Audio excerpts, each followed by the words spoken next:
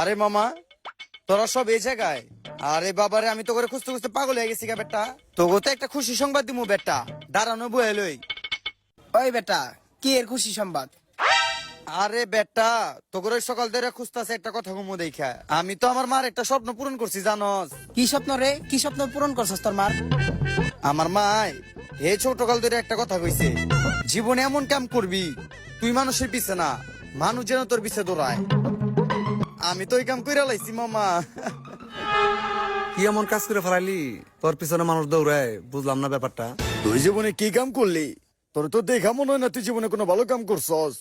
আরে মিয়া, আপনি যে সব এগুলো কথা কইতাছেন, আমি এখন এমন কামই করছি, খালি মানুষ আমার পিছনে না, পুলিশ, আর্মি, সিআইডি সবই আমার পিছনে এখন দৌড়ায়। চুরির কাম ধরছি মিয়া।